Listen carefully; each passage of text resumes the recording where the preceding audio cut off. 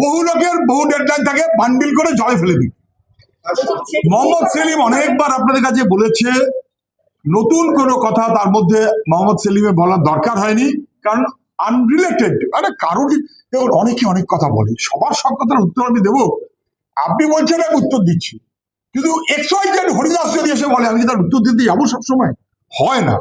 আমি তো একটু আগে শুনলাম কেউ একজন সাংবাদিক আমায় জিজ্ঞেস করলেন যে হুমায়ুন মানে ওই যে মানে কংগ্রেস তৃণমূল, তৃণমূল কংগ্রেস, কংগ্রেস বিজেপি, বিজেপি তৃণমূল, খ্যাত হুমায়ুন, তিনি নাকি বলেছেন নাকি তিনি তার কি মেয়েরা জামাই, সেখানে নাকি 10 কোটি। হুমায়ুনের কথার উত্তর দিতে অসুবিধা হয়, তার আমার মেয়ে জামাই, যে কোনো প্রশ্ন আসা কোনো মানে নেই, ওটা হুমায়ুনকে জিজ্ঞেস করুন। ভাইপোর কথা একটু উত্তরটা দিলে খারাপ লাগে। ভাইপো আজকে পার্লামেন্টে বা কোথায় ভেতরে বাইরে কি বলেছেন যে বিজেপি একটা ওয়াশিং মেশিন দল ইত্যাদি, তাই তো? একটা ওয়াশিং মেশিন, উনি তো সবচেয়ে ভালো জানেন। ওনার বাহিনী ওয়াশিং মেশিনে পাঠিয়ে তাকে আপাতত ফর্সা করে রেখেছেন, পরে আবার তাকে ফেরত নিয়ে আসবেন বলে অভিষেক ব্যানার্জি, যেহেতু তিনি সবচেয়ে ভালো বলতে পারবেন। ওয়াশিং মেশিনে পরিষ্কার হয়ে যাওয়া অর্জুন সিং আবার এসে ঘুরপথে ভাইপোর হাত থেকে পতাকা, আবার গিয়ে চলে গেলেন নাকি ওয়াশিং মেশিনে।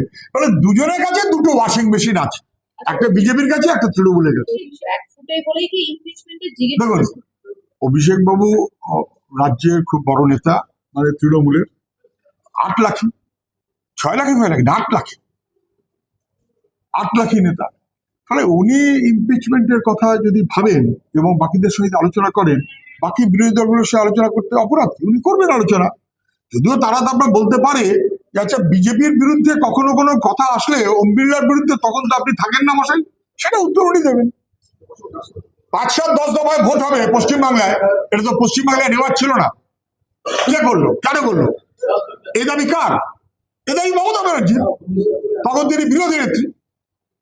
তার পছন্দ অনুযায়ী দফায় দফায় ভাগ করে পশ্চিমবাংলা কত খারাপ প্রমাণ করার প্রচেষ্টা উনি করেছেন।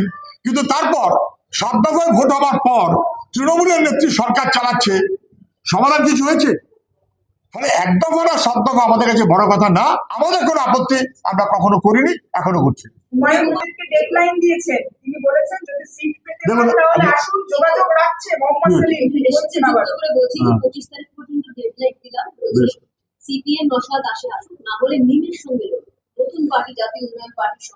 দেখুন, যে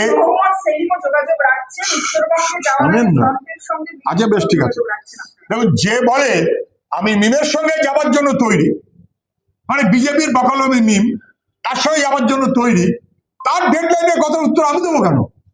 ওটা উত্তর মিম দেবে, অন্য কেউ দেবে। কোথায় কাজ নেই, কর্ম নেই, একটা মাঝে মধ্যে নাম নিয়ে আসেন। বহু লোকের বহু ডেডলাইন থাকে, বান্ডিল করে জলে ফেলে দিই।